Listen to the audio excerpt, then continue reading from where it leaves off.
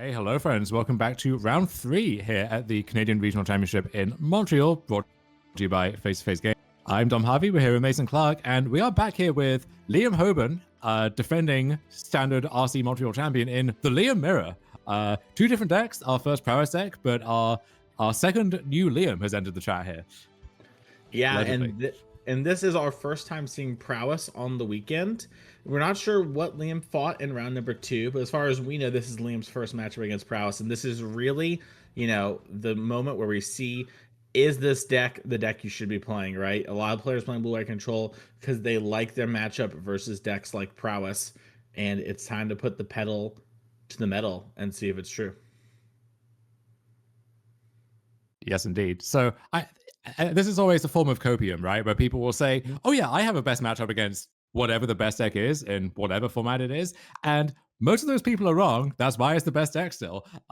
So this is the proving ground, right? This is the arena of ideas. If you can beat that deck when it counts, then sure, we'll keep listening. But if you aren't, then you join the long list of people who thought they had it all figured out, but they didn't.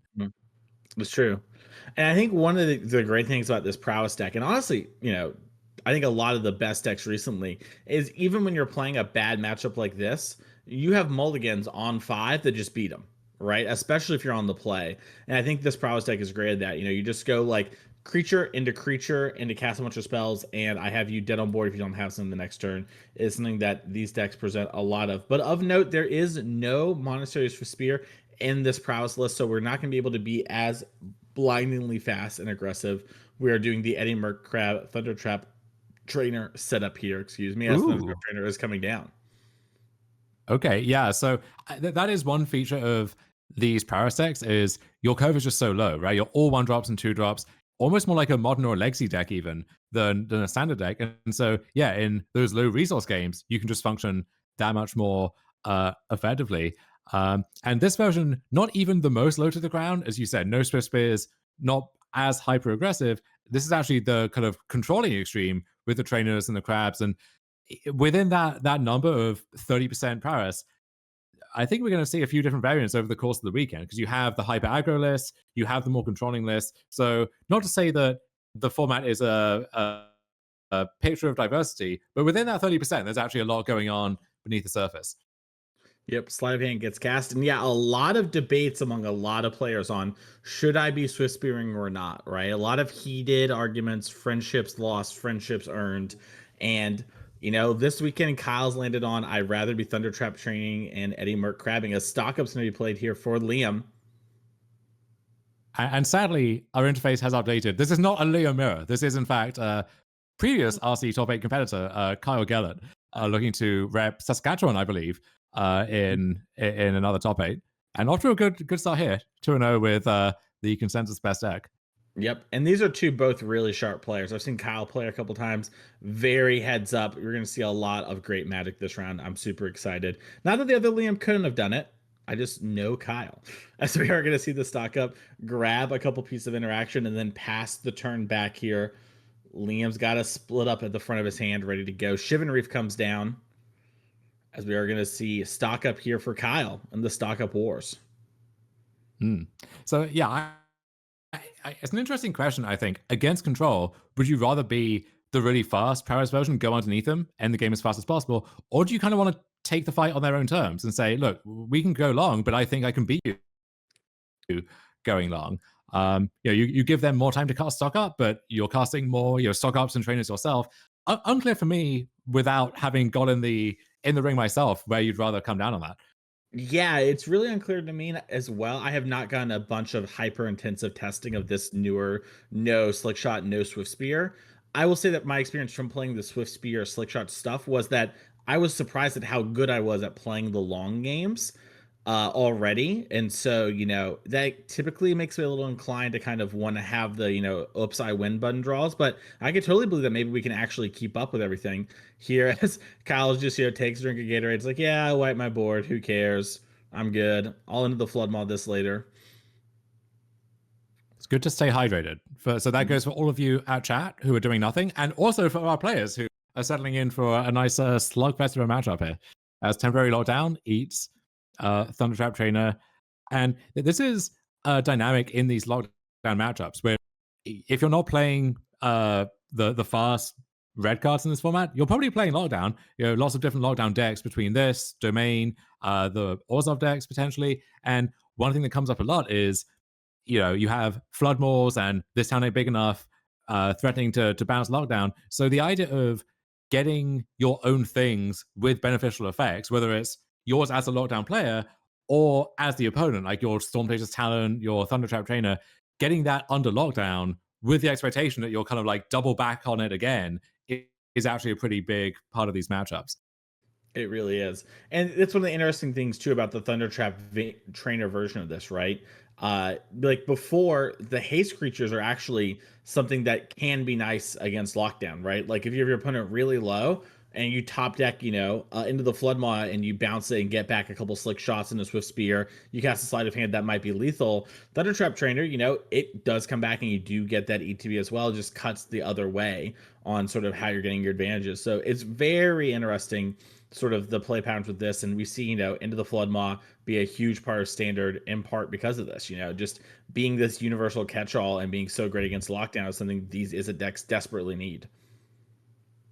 Yeah, and you see that card finding its way into older formats just as often in combo decks as the cheapest universal answer to hate cards, right? But if you want an unsummon, it's an unsummon, and if you want something more, well, it's the like cheapest and best version of that effect, all in one package. Yeah. Authority of the Council's main deck here. Liam came to game. We're going to tap out for, looks like Jace the Perfected Mind, paying a little Phyrexian mana here. Now, Dom, this is the question that's on my mind. Are we going to Into the Floodmaw this temporary lockdown? Yeah, so usually if you're playing the kind of cutthroat fast versions of Paris, you're trying to set up a turn where you bounce the lockdown and they don't get a turn to recast it again because you're killing them. Mhm. Going to be harder for a list like Kyle's, which is a little bit less aggressive. That said, getting back your Stormchaser's Talent, getting back your trainer, you could actually set up this kind of loop of sorts where, let's say you level up your talent to 2, you buy back the Floodmore, and then if Liam lockdowns again, well, you can just do the same thing. So it's not a cheap loop and it's not a fast loop, but it is a form of inevitability, if you like, that has to be on the radar. Yeah, and this, finding this tiny big enough also means we can bounce the lockdown with the trigger on the stack. We do have the ability to also pick up Into the Floodmaw with our mana if we wanted to. We draw a Drake Catcher for turn. And Can now, also, if let's say you this town the authority as your first spell, then when you cast your second spell, which could just be the talent that you bounce with your own this town, then you'll get the monk, no life gain, and the monk is untapped, ready to attack. So there's 3 prowess creatures there right now, fourth one off the cutter. I mean, and we're gonna have second spell from talent. We can easily count out to lethal here, I think. yeah, the authority makes things a little awkward because you do gain a life, but I think it's kind of worth all the prowess triggers going on. I think you're right. I think Kyle might have lethal, or would have, I think definitely had it with a land. Monstrous Rage Mm, in hand would have been for sure lethal of my quick math. But yeah, I mean, yeah. there's 4 in play, and you can add 9 very easily. So that would be 13. And then unfortunately, the cutter puts Kyle to 17, and we can Monstrous Rage to do 16. So we're just a 1 short here. But sorry, no, but this town bounces the authority. Excuse me, I'm an idiot. Yeah, yeah. Yeah. I was thinking for some reason it couldn't. I don't know why. Yeah, we had Kyle kind of with his head in his hands. I was trying to work out, well, is this I've done the math and I think I'm just short, or is it okay? I think I have it, but I just need to actually double check. And this looks like more than enough here. So Yeah, we're and shortcutting the monk token being made. That's going to be added to the fray, and we have the talent to replay. So that's everything is at least 4 power, and we are crunching in. Oh, yeah, there's rage. Yeah, yeah, that'll do and it. that is super lethal. Yeah, and great play there from Kyle. And I mean, it just shows too, right, how good this cutter deck is. Even the quote unquote slow, grindy build that we talked about, Dom, just 16 to Liam out of nowhere. Having, a good start. Was that the best start that I could produce? No, but it was still a very impressive thing there. And Kyle did not get a bunch of chip shots in early. We got a few points, and that was all we needed. Very impressive stuff. Azorius control sideboard here, Dom. We have some Jaces, Beza, Cotswold Flanker, a couple Overlord, a couple Change the Equations, a couple miscellaneous kill spells, the Stone Brain, High Noon, and Rest in Peace. I imagine High Noon's, top of the docket, but anything else jump out to you? You could add more bases. If you think it's going to be a slower game, then even stuff like White Overlord maybe joins the fray. But Change the Equation, this is the matchup for that card effectively. So those are definitely coming in. But as you saw game one, Liam had the tools that any control deck wants against Paris, right? Lockdown and so on. Even the tools which you really don't want against most other things, but just are pre-boarded for Paris in Authority, and it wasn't enough. Kyle found a way to bob and weave through it. Mm-hmm. Definitely. Yeah, I mean, one of the things about this deck is, it's very good at playing lots of different game plans. I actually been playing Pioneer, is it Cutter in my free time as like a little for fun thing, Mm. and I've been very impressed at just like all the different games where I'm like, oh God, I'm playing against something that I've never thought about this matchup before. They seemingly have a lot of good cards for me, and I'm able to squeak the game out where it's dangerously close. And when you have prepared plans for these Cutter decks, it's very, very good. Let's take a check out over on the Cutter sideboard side of things. Ral Crackling Wit, I think my new favorite Planeswalker, Dom. So we have Drake Catcher, Enduring Curiosity, a couple kill spells that probably, have some place. You can remove a base and stuff like that, but I'm curious to see what we want to do there. Some Get Outs, Disdainful Strokes, Spell Pierces, Ghost Vacuum, and Unable to Scream. Anything here really jump out to you, Dom?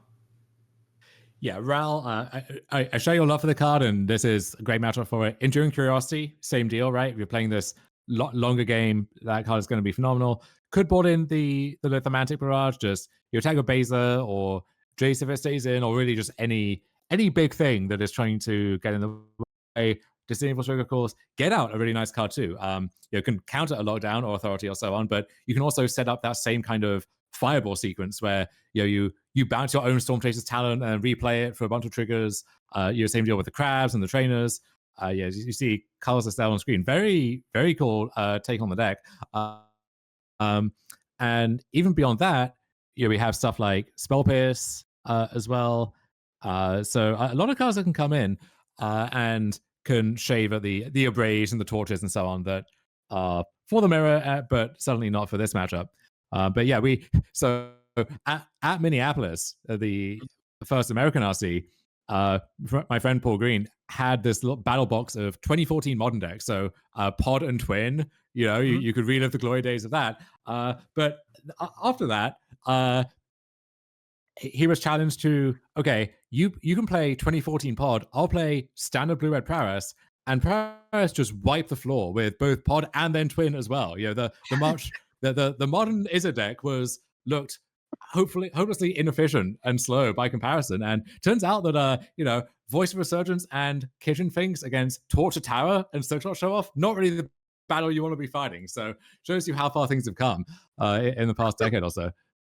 Oh my goodness. Yeah, when you say it too, my instinct would be like, I think you kind of maybe crush Splinter Twin, and then maybe Kitchen Finks and friends hold the fort down enough. But you're right, Torch the Tower and stuff like that is brutal. Wow. I do think that's some great content out there. If anyone, has a YouTube channel and they want some, just taking decks, like we have now and having them battle against these like haymakers and sort of just, move up the timeline until you hit a deck that can kind of consistently beat them is a really funny video to have that I definitely would tune in for. Yeah, I know people like to do these historical kind of gauntlet of greatness style things where you think this is the best second standard. Okay, well, how does it fare against this best second standard from 2 years ago or 10 years ago, 20 years ago? And there were some broken ones in there, like Memory Jar and so on. But if you keep it to more modern times, I think the Paris deck is one that could hang with the best of them. I think it really could. My gut is that like it might take like Modern Horizons 1 Hogak before you're really running. I'm sure I'm missing some deck that was really messed up, but like if you like start with Splinter Twin Pod and you work your way up, that's around the time I started playing. So I have a pretty good memory of the modern decks around then. I think I mean, maybe humans is good enough. Look, Mason, you give me Summer Bloom, I will take the fight to these four. So Oh so if yeah, any of you yeah. Summer Bloom is yeah, that's true. Okay, I forgot about that deck. any of you want to throw down, just let me know. We'll work something out. But in the meantime, our players will continue shuffling here. Looks like Liam going down to 6 out on the right. So I'll put battle for him after a good start in the tournament, but tough start to this match so far. Yeah, and like we said at the beginning of the round, this is sort of what Liam quote unquote wants to be playing against, right? Like you built your deck to win this matchup. And yeah, Liam's shaking his head a little bit here on the mulligan. Doesn't seem super excited by it, but sticks with the choice we made. We've got a couple lands. We'll have to see how the game plays out. I believe Kyle on the 7. Gonna start things off with Storm Chaser's Talent. Maybe the new best prowess 1-drop of all time. Yeah, this is a card that I did not rate highly just looking at it in the Bloomburrow spoiler. And Mhm. honestly, you could say that about a dozen cards in the set. I mean, that set is so powerful compared to what it looked like at first. But this one in particular, I mean, just seeing it Mhm. in play where it's your best play on turn 1 and often your best draw on like turn 5 or turn 8. It slices, it dices, it does so many things, and that's before you get into these little loops you can build with this town ain't big enough, a card that really jumped on the radar with talent, or your cryptic command. I've had fun in cube, like looping that with Mhm. Storm Chaser's talent. So yeah, really nice design. It's really strong. I remember when I first saw this card, a friend was like, "That card has got just a lot of impact." And I was like, "Yeah, it does a lot if the games go long, but like these kind of decks, that is like not what they do, right? So like maybe you pick up things up, but I didn't really consider it for standard. And yeah, even in those older formats, sometimes you have the accelerated mana or just such powerful loops that it's just been so impressive. Speaking of impressive, stock up card that's been making waves in every format as well, being cast at for Liam. Spiral of Canal into sleight of hand with trigger prowess. Finds another sleight of hand. Meanwhile, the romp of otters on Kyle's side, that is a correct collective noun. Don't fact check me.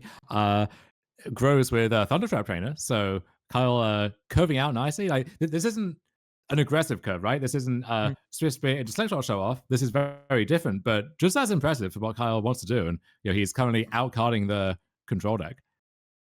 Definitely. And in these post board games, I think this is also where having these sort of cards are a bit better, right? You turn your removal spells that are maybe a little awkward, like Torch the Tower, into these powerful haymakers or interactive things, and you take over as Beza comes down.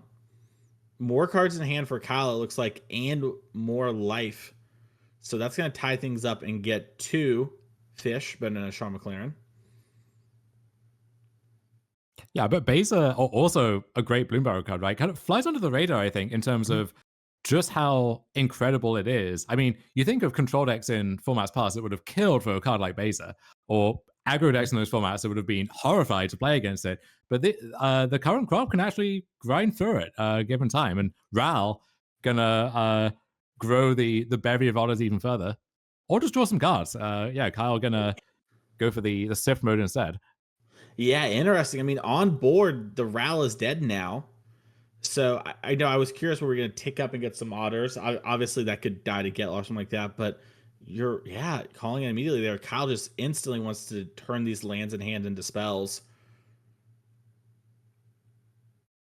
We're gonna have to lose a fish for the Ral, but it's gonna be fine. Maybe not. Maybe this Boonbringer Valkyrie is gonna jump one of these fish.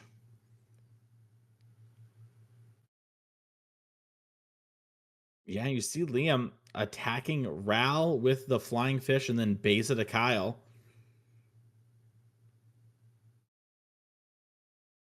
And we talked about Liam being a control deck. He's looking a lot like just a mid range deck right now, playing big cards to impact the board. As Thundertrap Trainer is going to jump in front of the Beza, save Kyle for life. Liam going to gain 2. Riverspire Verge, excuse me, picked up for the turn here. And a handful of just, spell pierces, stock ups, ops, but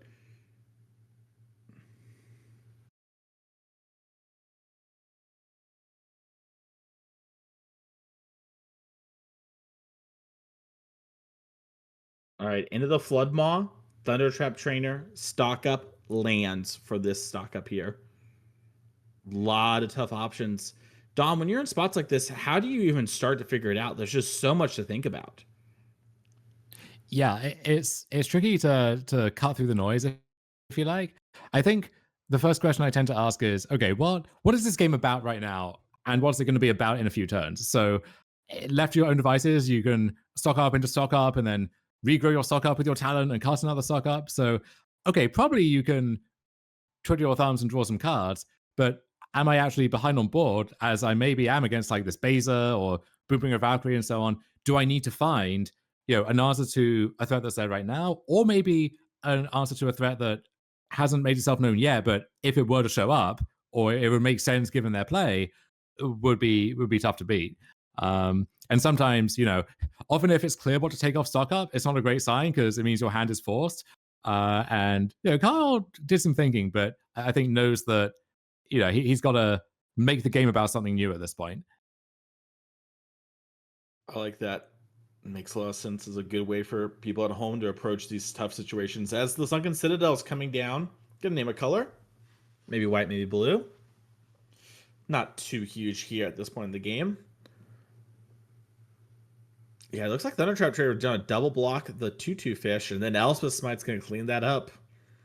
A small win, Hmm. but a pretty big win with this tiny big enough in hand. And just as in his first feature match, Elspeth might good against Paris, not at his best against this builder Paris, but found a good spot for it here when Liam's on like this weird beatdown plan almost. Yeah, I wonder if that's a part of it for Liam, as Liam knows, like, hey, maybe I'm just, one might be pre-boarded a bunch of cards, right? Like we saw Authority there. So you just end up having one or two left around, but it's not that big a deal because I do sort of want to be the one beating down. And sometimes, they're going to try and double block or maybe block monsters, rage my Beza, or their creature, excuse me, to trade the Beza. And I just, I'll make this might work. Got to Well, get we to, used to use fish as, but back in the day, right? You said you were playing fish and legacy or something. That meant you were playing aggro control. And now Liam, he's turned his control deck into an aggro deck. He's got his fish tokens there, his Sean's McLaren, and he's getting to work. that's right, as stock up is getting cast, get out found. Corey Steelcutter as well, a sleight of hand and a land. Lots of good options, but not many on this board state that are. Yeah, it looks like we're going Corey Steelcutter land. Taking a second to double check here. Eddie Murkrab in hand. I think it's going to be castable once stock up hits the graveyard, but it won't be fully discounted.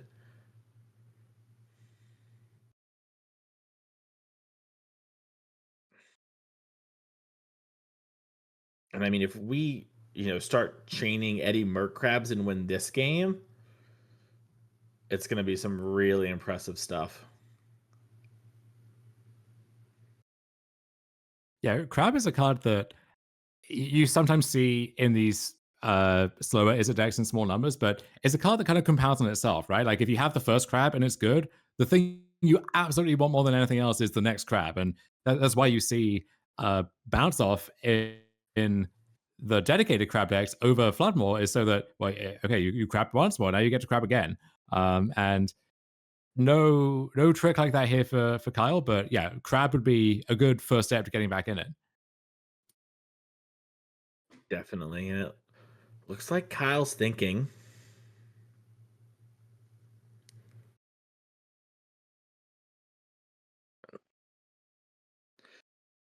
Liam, hand on the table. All right, and the Floodmaw is going to bounce the 2/2 fish. Liam sort of says sure. Still has a grip of cards in his hand. Looks like we're going to make a fish with Fountain Port. Meringue River Regent. Something we saw Liam used to great effect in round one of just slamming early, bouncing the threats in the way, and just attacking quickly. As we're going to start to move to combat. And yep, looks like the Eddie Merc Crab is going to get cast here.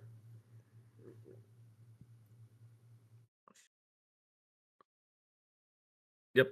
and we have just enough cards in graveyard so that it is free.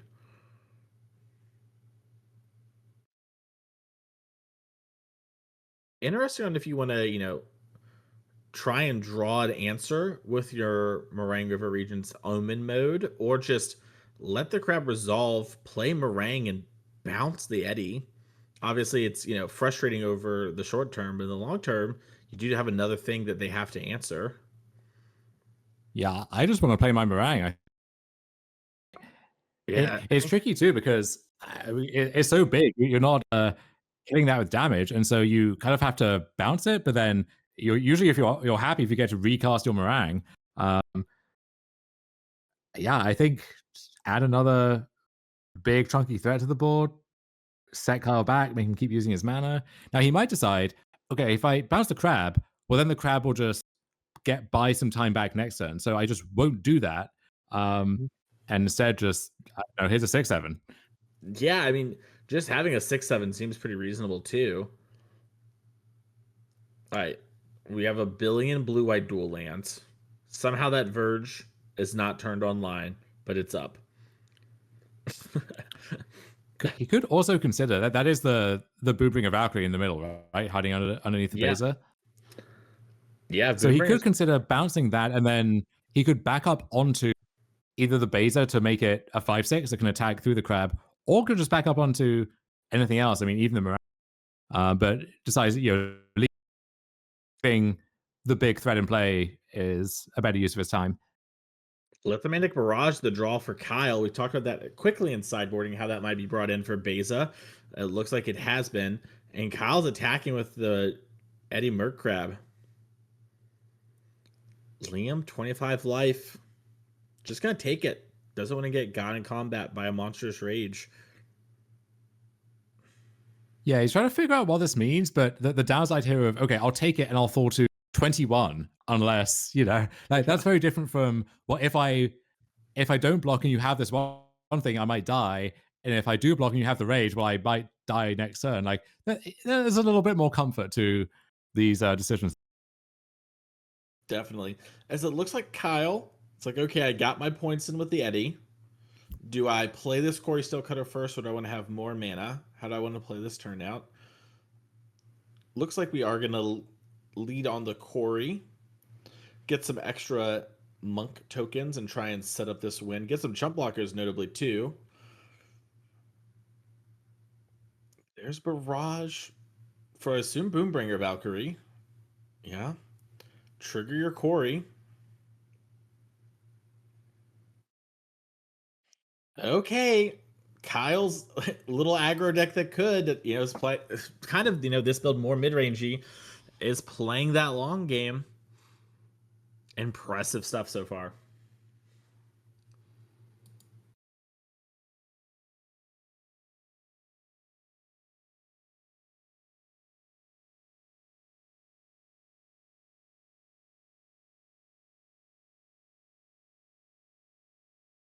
Liam's in the tank, and I can't blame him. This game felt almost unlosable just a turn and a half cycle ago. And now, if I'm Liam, I'm like, am I losing this game?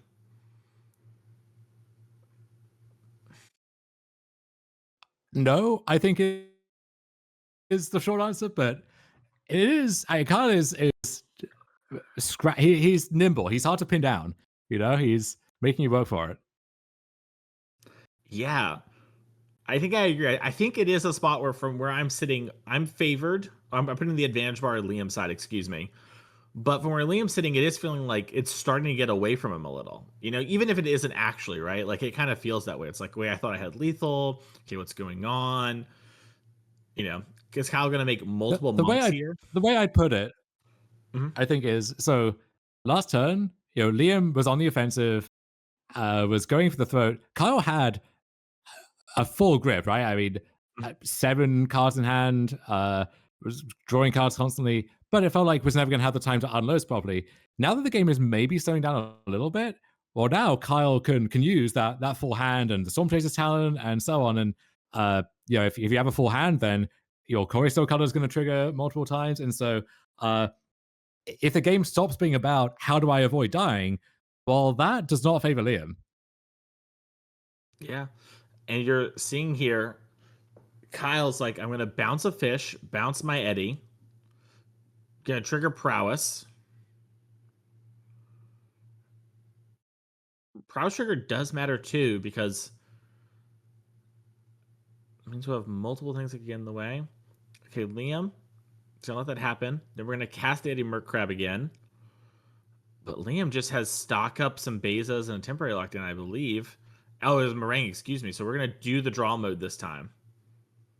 Interesting. Maybe looking for the counterspell that could tag this and lock it up, or even just the next threat as a follow-up. Now, Liam does have lockdown in hand, interestingly.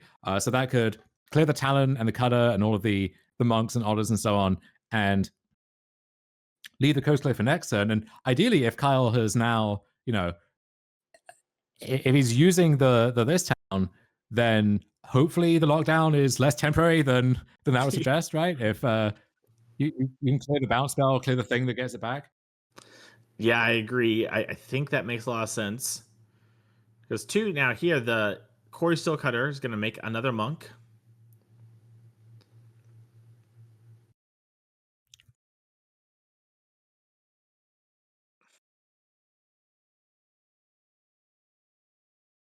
The upside of all this is leaving up the pain land. All my colors are up. All right. Liam needed that lockdown too. I mean, very easily could have died there, you know? If a Corey Steelcutter off the top for Kyle.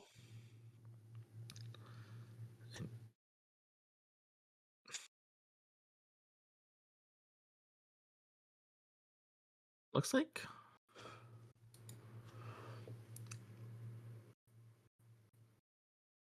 Spell Pierce stock up. Corey Steelcutter card I can't make out despite my best efforts. Opt. All right, we're gonna lead on. So starting, and that's an interesting choice, right? Because you would Mhm. think, okay, I'll start with Cutter, I'll then cast my stock up, get that monk right away. But so this is Kyle declaring, I think, that he needs to find specific things, and those things will tie up his mana. And if he doesn't find those, well, maybe finding like another stock up that digs for those or something else.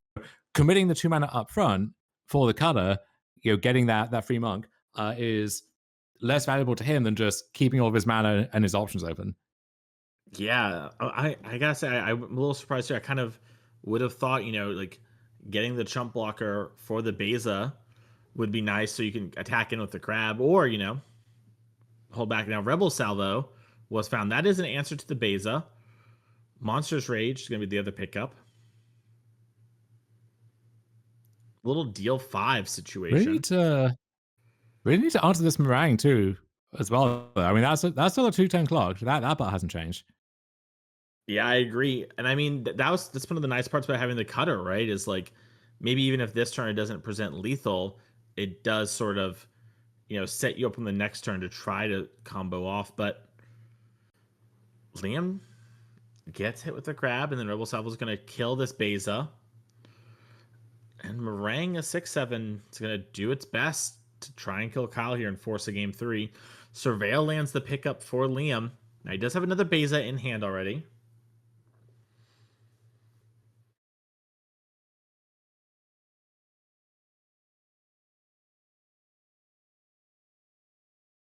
Yeah, it feels like an eternity ago that we were starting this game with, talent into trainer on Kyle's side, and then Liam with his turn 3 stock up like this. That feels like a whole different game at this point, a whole different tournament. Definitely.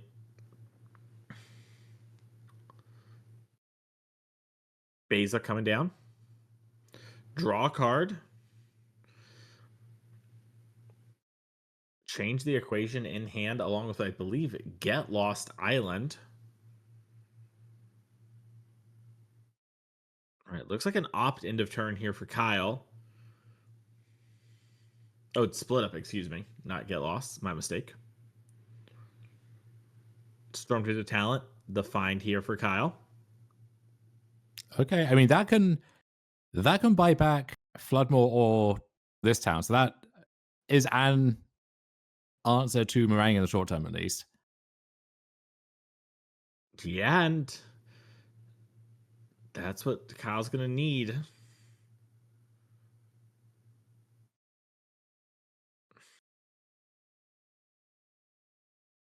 Now change the equation.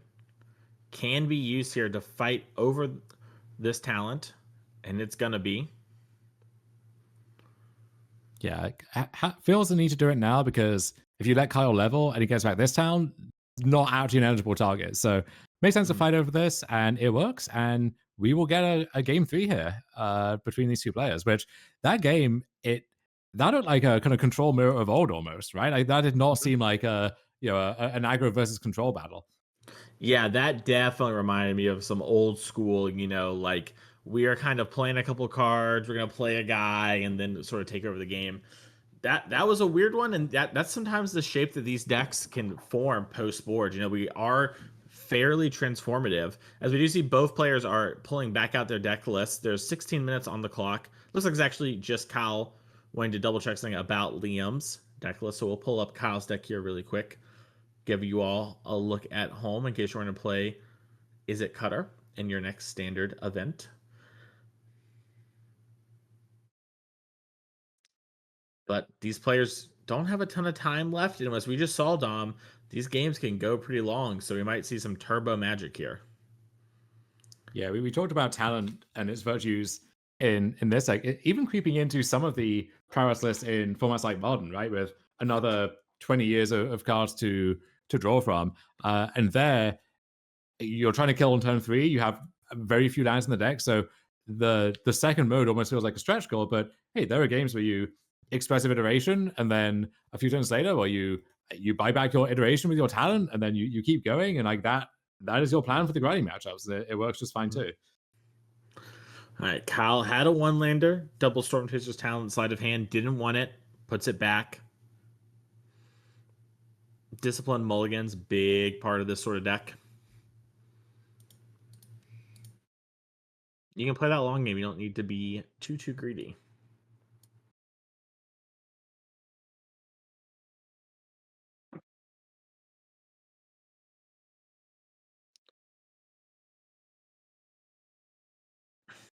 All right, a bunch of sideboard cards in hand here. Disdainful Stroke and Lithomantic Barrage. Gonna bottom the Lithomantic Barrage. Got a Spell Pierce and Opt and a Storm Chaser's talents, along with lands as well. Negate the pickup here for Liam. Gonna play a Verge and pass the turn. Another Storm Chaser's talent here for Kyle. Gonna play it. Yeah, I see Liam sort of nod the head there.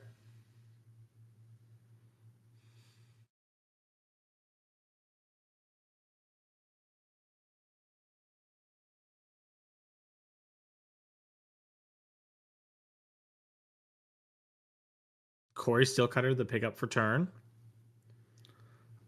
Gonna start off with the Opt here, and oof, gonna be a lot of damage this turn.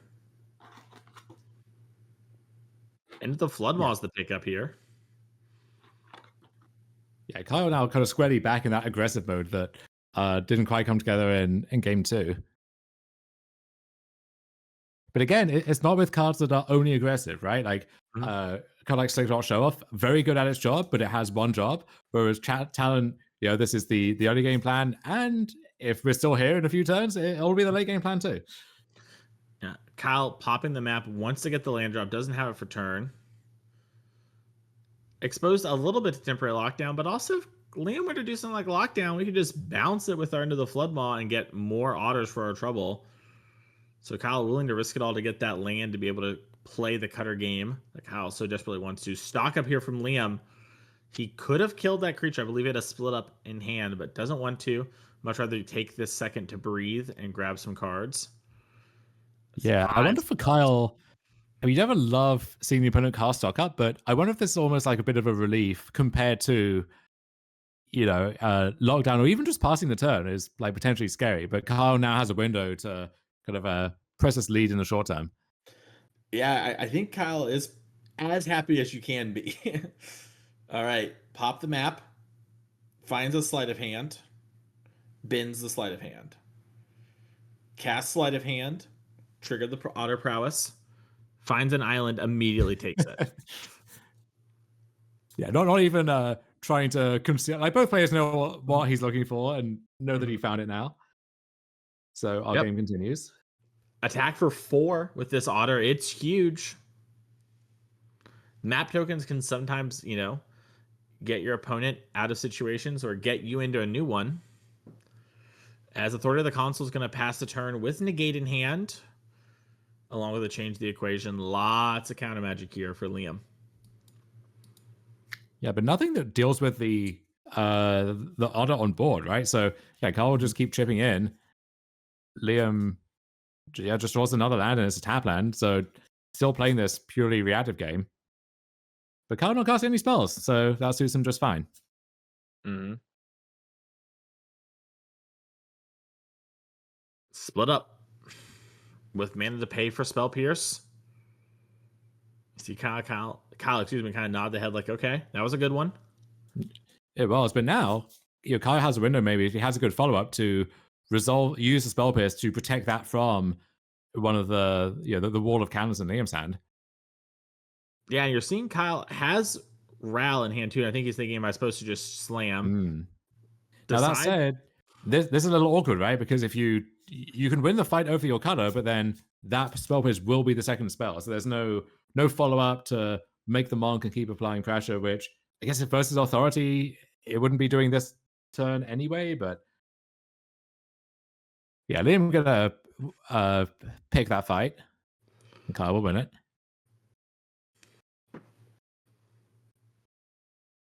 No more lies to draw for Liam. And Boonbringer Valkyrie coming down.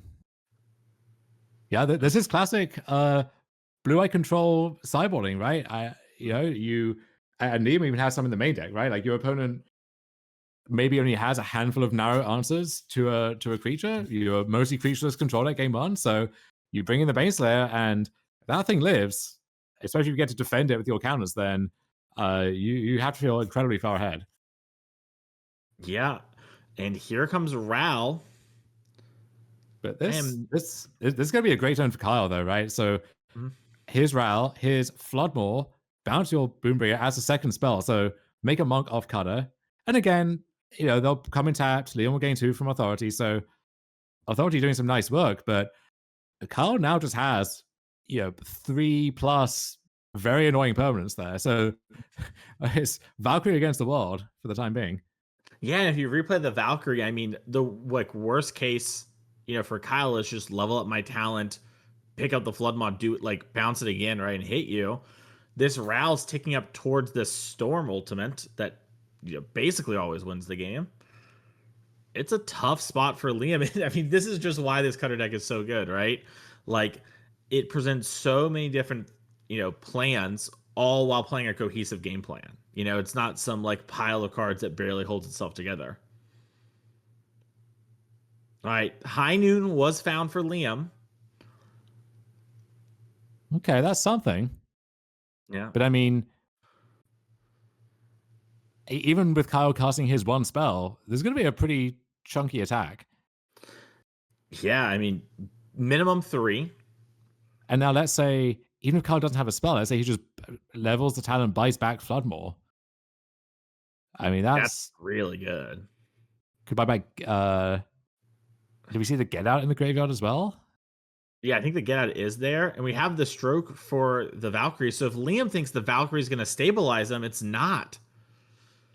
Right. So I think I want the Floodmore here because most of the stuff that would stop me winning next turn, Floodmore will just bounce that and clear the way again. Yeah. Right. And if I guess actually the High Noon that Liam has makes the stroke even better because let's say Liam had Boombringer plus a counterspell, he can't now win the fight over the Valkyrie because he's cast his one spell. That's it. Yeah, and this is why High Noon effects, they can be really powerful against some types of aggro decks or certain types of decks, right? Like even combo can be good. But against counter creature decks, if they get ahead and they're the one with the interaction, then you just, are slamming down and hoping they don't have it. And you're seeing Liam count. He kind of knows he's cooked. Yep. Yeah, that negate not going to help you, I think. I have two counter spells, a board wipe, and a Boonbringer. The only play that has a chance of doing anything is the split up, right? Because the Boonbringer just gets into the flood mod. Yeah.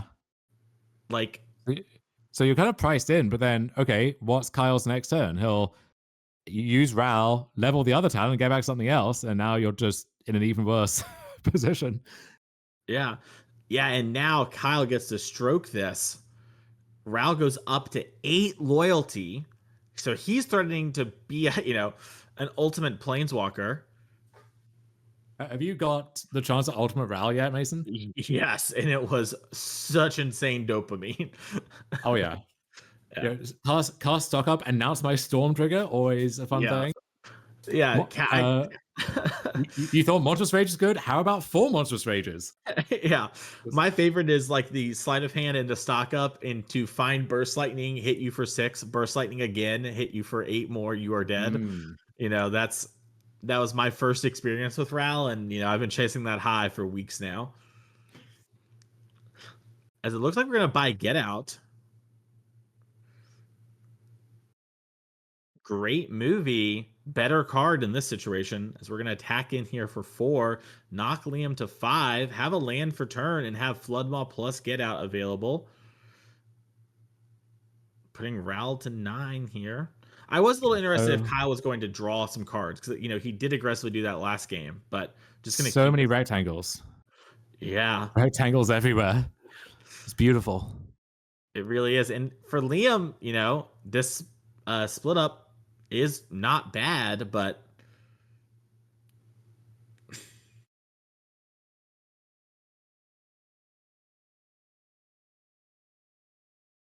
yeah, it's just one of those things where it's like, okay, all of these are dead.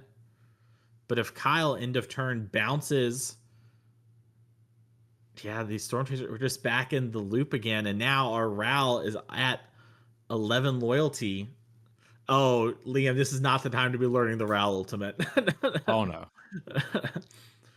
Now, in theory, stuff having Storm a little bit worse under High Noon. We'll grant that. But yeah, that's a moral victory, not an actual one here. Yeah, the Ral still goes up to 11, even though Negate does get the talent. But yeah, I mean, we just ultimate. All right, if you haven't seen this before, Kyle has an emblem where all of his instants and sorceries have Storm. Along with the draw 3, which is honestly maybe enough to have won the game on its own. Like, you have, yes, I do have more cards than you. Thanks for asking. Is this a funny moment where Into the Flood Mob bounces something and like the cards in hand change so the base doesn't draw? I don't think so. I mean, Into the Flood Mob can bounce 2 things, Mason. Oh, that bad boy's got Storm. That's true. Yeah, that's actually so huge here. As Kyle, is casting Into the Flood Maw. So Storm, trigger. I'm going to bounce your 2 white enchantments. And I'm going to leave your Beza, seems to be what Kyle is telling me. This is all in response to the Beza trigger. So Liam is going to get the life. I don't... Oh, yeah, we get the tap fish from the Flood Maw. Excuse me. I thought that was the Beza at first, but it's that. And then, now that we've done that, we're going to cast what looks to maybe be Get Out. Could also Eddie Merc Crab.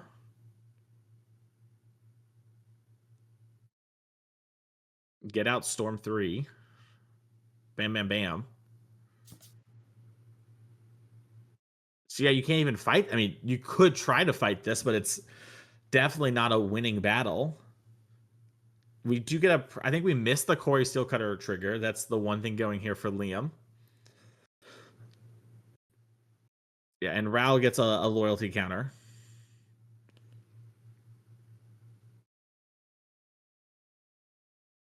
All right. We'll take our loyalty. We won't take our Corey Steelcutter.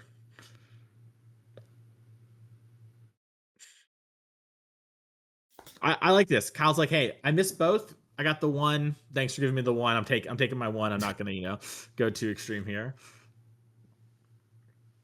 Like this is on the stack. Lord only knows what else is gonna happen. It's so absurd. As here comes Eddie Merc Crab coming in, losing some life off the Shivan Reefs. It gets exiled.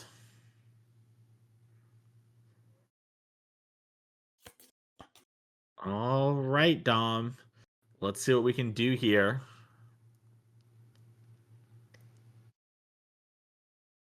As there is a minute 40 on the clock.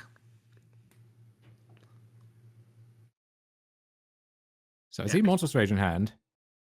Yeah, I think we can go What talent else we got? to pick up. Oh, we're Uh, kicking uh, Thundertrap Trainer. Oh, okay. Oh, maybe not. Yeah. So I think if the realization is any spell I find, right? Like I want to be building a big storm turn. I actually like paying 4 to find an extra card. I'm gonna keep finding cards anyway. That won't be the limiting factor. But here's talent to kick things off. yeah, that's gonna trigger our Ral as well, which maybe ends up mattering. Maybe need to sift a little. I doubt it though. I think this should be lethal because you level this up. Oh, but the Flood Maw will be the second spell. Excuse me. So the Authority will still be in play upon resolution. So we will have a tapped monk. So it probably means we need to fight this on the next turn. I wonder if this might just be get back, stock up twice, or something similar to that. Yeah, I mean that seems pretty good to be honest. Even just like sleight of handing, like if you wanted to maybe have up mana for interacting, all of that seems reasonable to me. All right, now we're gonna Thunder Trap Trainer after getting Guess back. back, get out. Yeah, a little surprising. That Interesting. Yeah, I won't have mana for it this turn either, in case Liam does, rip, lockdown, or meringue or similar. Yeah, we're gonna take up the route. We missed the Corey Steelcutter trigger again. Yeah, and you're seeing Kyle's definitely frustrated. Yeah, you see this is a thing where like he's got to feel good about his spot still, but maybe time pressure still, and then it's easy if you make one mistake, you get frazzled, and then you make the next mistake, you get like exponentially more frazzled because you're so mad that you did the same thing again, and then that you can't let that compound on itself. Definitely. I like to always tell people you have the rest of your life to hate yourself for that misplay. You only have right now to win this game. Oh, and I will. Don't you worry. I will wake up in the dead of night 8 years from now still thinking about, well, why did I take that off the stock ups? Like, well, that's just what you did because you're a dum dum. I'm sorry. And you'll never be anything more than that. Yeah. All right, the fish are gonna put Ral down to 1.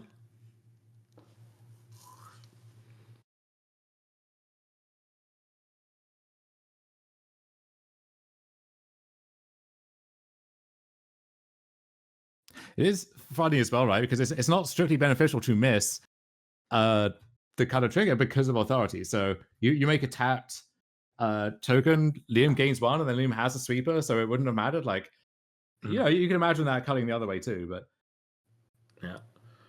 All right, High Noon has been played. And we've already leveled up the Storm Chaser's talent.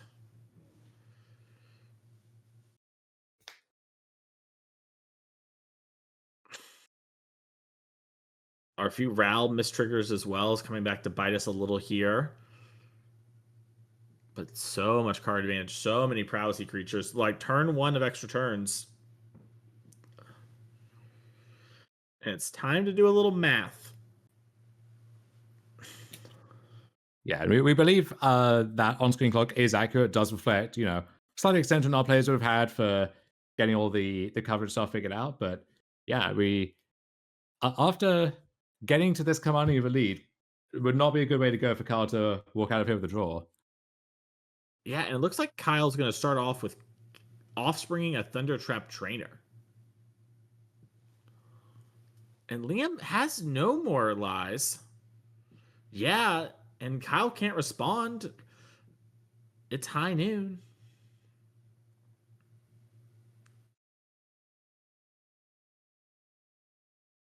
And oh no, Kyle's missed Row trigger from before means the fish can kill it, which maybe means Kyle might need to lead back an otter if he wants to protect the Row.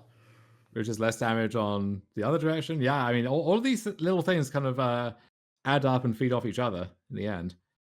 Yeah. I wonder if you're supposed to even maybe consider equipping the Quarry Steel Cutter here to push damage. Now, having Get Out up is obviously great as well, but Negate in hand puts up Katsul Flanker.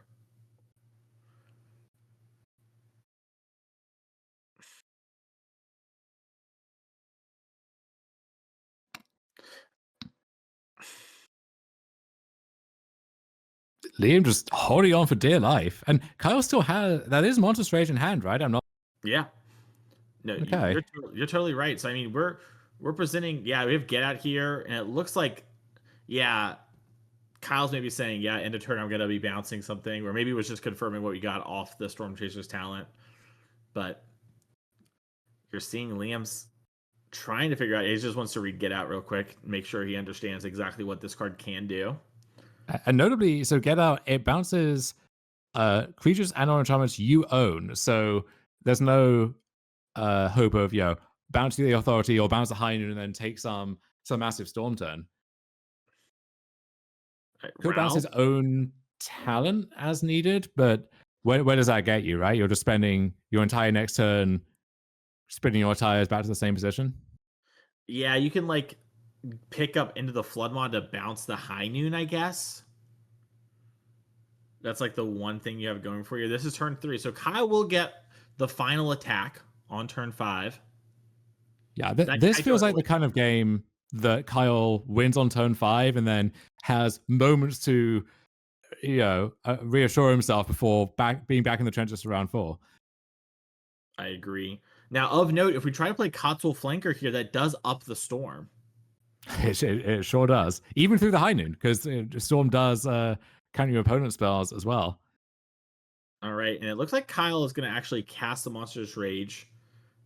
We think this is an attack for lethal with our life totals. We might be off a little. Sometimes that does happen in production. So Kyle attacking at a Monstrous Rage. This otter over here, these other otters gain prowess. I wonder if this is before blockers or after blockers. That matters a lot too. Obviously, Flanker is only 1 toughness, but could get in the way of an otter that is prowessed up.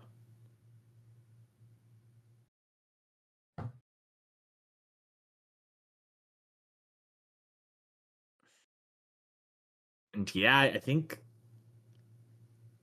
assuming this is, after no blocks, then the Cotswold Flanker, I don't think can gain enough life. And if it's before blocks, I still don't think the Cotswold Flanker can gain enough life.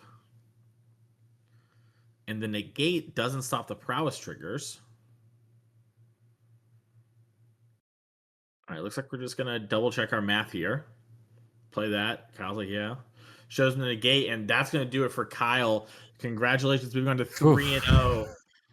Gotta recover from that one. It was a game where things were going great. We had so many resources that we dropped the ball a little. For Liam, it's a matchup too where it's like, okay, those are some of the ones I'm hoping to win, but day's not over. I can still easily win this event despite that round.